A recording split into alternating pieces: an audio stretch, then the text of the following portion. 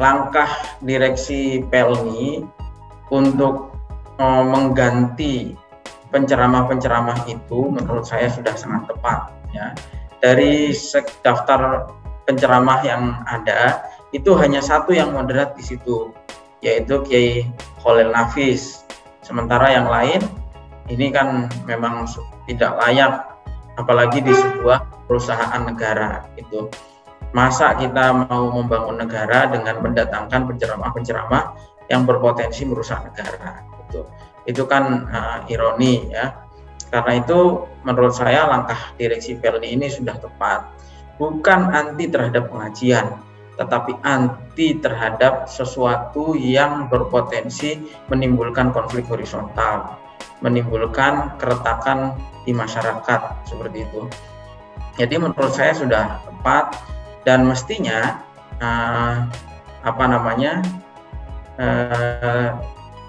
tidak sebagaimana yang berkembang di media bahwa Pelni meminta maaf. Menurut saya tidak perlu minta maaf karena langkah Pelni ini sudah tepat ya.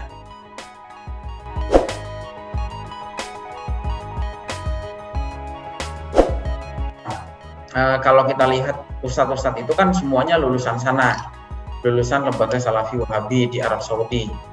Nah, ucapan-ucapannya banyak meresahkan masyarakat kita di Indonesia. Bukan hanya yang non-muslim, tapi terutama justru adalah yang muslim, yang resah sebetulnya dengan keberadaan mereka. Misalnya, mereka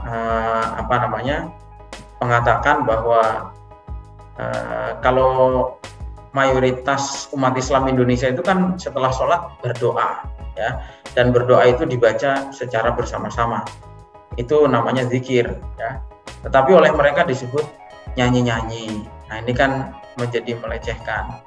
Kemudian sudah tradisi di Nusantara ini, misalnya menjelang bulan puasa seperti ini maupun hari-hari tertentu, itu kan ziarah kubur, ya, menziarahi orang tua, menziarahi guru, menziarahi para pahlawan, menapak tilas perjuangan generasi masa lalu lah, ya, sebagai juga bentuk terima kasih dan bentuk kesetiaan kita kepada mereka, selain juga mengingatkan akan kematian. Tetapi oleh mereka kegiatan ini dianggap menyembah kuburan, padahal kita tidak pernah menyembah kuburan. Yang kita sembah adalah Tuhan Allah, ya, bukan kuburan itu sendiri. Tuh, seperti itu. Ini contohnya. Banyak hal lain yang seringkali ucapan-ucapan ustadz-ustadz seperti ini sangat menyakitkan. Oke. Jadi mereka ini sebenarnya belum termasuk golongan yang radikal ya Gus ya? Baru yang intoleran ya berarti Gus ya? Ya. Oke. Ya, tapi kalau tadi ya, kalau kita mau menanggulangi radikal terorisme ini dari hulu ke hilir, ya kita harus mulai tangani pada tahap eksklusivisme dan intoleransinya itu. Sebetulnya kan karakter warga kita ini kan terbuka seperti itu. Kemudian juga saling membantu, gotong royong. Ini kan karakter khas orang Indonesia. Gitu. Nah, kedatangan kelompok yang eksklusif, intoleran, ini kan tentu sangat mengganggu tatanan yang ada.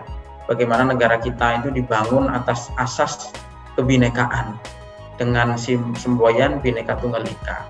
Dan kelompok-kelompok intoleran ini adalah kelompok yang tidak bisa menerima keberadaan kelompok yang lain, dan itu sangat mengancam fondasi kehidupan bernegara kita.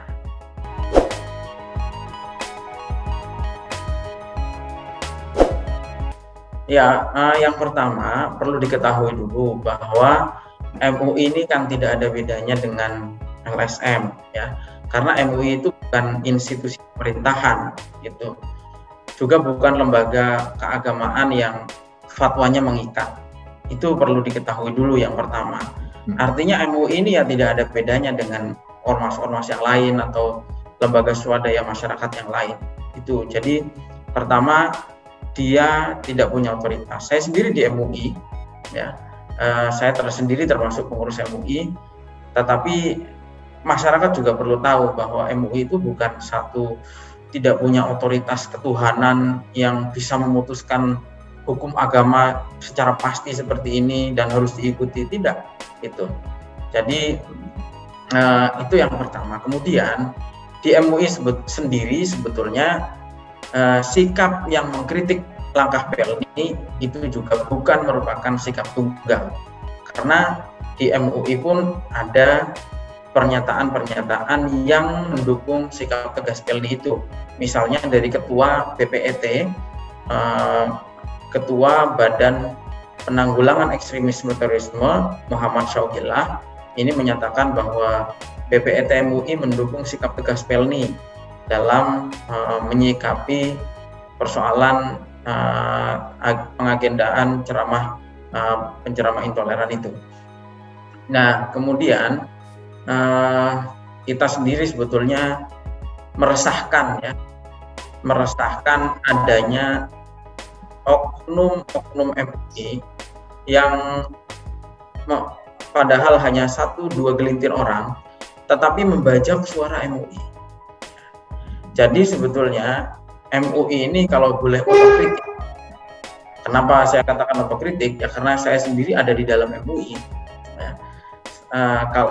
Jadi gambaran bagaimana mayoritas moderat itu tidak berdaya, itu gambaran paling jelasnya di MUI.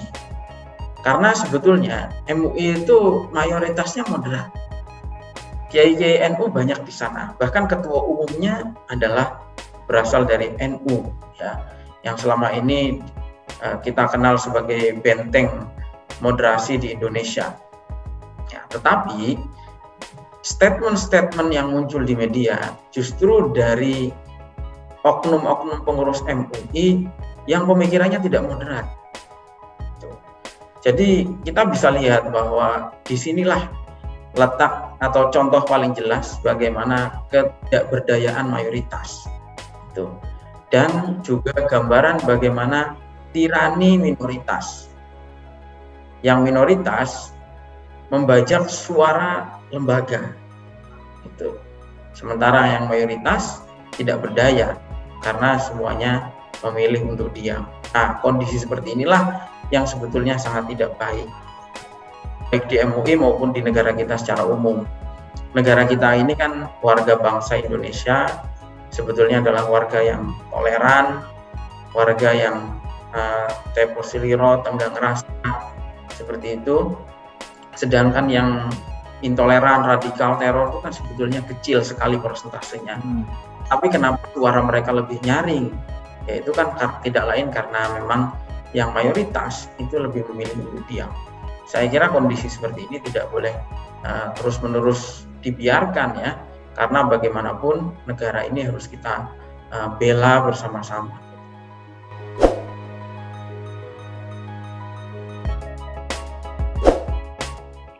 Ya, kita kan sebetulnya tidak bisa melihat peristiwa PLN ini sebagai peristiwa yang berdiri sendiri, tetapi merupakan rangkaian dari respon masyarakat atau keresahan atau komplain masyarakat terkait radikalisasi yang sudah lama terjadi di BUMN. Gitu.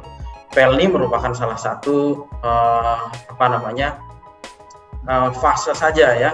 Artinya ini merupakan salah satu peristiwa momentum saja. Tetapi sebetulnya kita tidak bisa melihatnya secara sendiri, ya. Sebagaimana diketahui bahwa radikalisasi di BUMN ini memang berjalan dengan sangat masif, ya. Dan itu berjalan sudah cukup lama. Beberapa penelitian pernah dilakukan di sana. Itu bagaimana angkanya kalau tidak salah itu 26%. Kemudian pernah waktu itu ada survei dari P3M itu mensurvei 100 masjid yang ada di perusahaan yang ada di Jakarta, dan hasilnya ternyata 41 diantaranya yang terindikasi radikal seperti itu. 41 itu ada yang radikal tinggi, sedang, dan yang rendah. Jadi kalau kita harus melihat ini sebagai satu rangkaian yang utuh, ya, artinya suatu yang terjadi di PLN ini bukan sesuatu yang berdiri sendiri, tapi memang keresahan yang panjang dari masyarakat kepada BUMN. Jadi begini, ada 4 hal yang saling terangkai, yaitu pertama eksklusivisme, intoleransi, radikalisme, dan kemudian akhirnya adalah ujungnya adalah terorisme. Ini bagaikan anak tangga yang perjalanan itu dimulai dari eksklusivisme, intoleransi, radikalisme, dan terorisme. Saat ini kan pemerintah ingin menanggulangi terorisme. Nah, tetapi penanggulangan itu tidak akan bisa berhasil jika tidak dilakukan dari hulu ke hilir. Hilirnya itu terorisme, hulunya adalah eksklusivisme dan intoleransi. Nah, Ustadz yang ceramah di Pelni kemarin, yang dijadwalkan untuk ceramah di Pelni kemarin, itu masuk kategori yang intoleransi sebetulnya. Nah, memang belum kategori radikal, tetapi arahnya akan menuju ke sana. Gitu. Ustadz-ustadz ini adalah ustadz dari Salafi Wahabi yang level paling rendah sebetulnya. Tetapi dampak horizontalnya ke masyarakat itu berbahaya, karena kelompok ini adalah kelompok yang sejak awal merasa paling benar dan gemar menyalahkan kelompok-kelompok lain. Itu kalau dalam istilah agama, mereka ini suka membid'ahkan, memusyrikkan, menyesatkan, sampai dengan mengkafirkan. Karena itu para peneliti menyatakan bahwa sebetulnya akar terorisme itu ya ideologi Salafi Wahabi itu, ya. Meskipun intoleransi itu belum tergolong radikal atau teror, tetapi sesuatu yang intoleran itu arahnya pasti akan ke sana.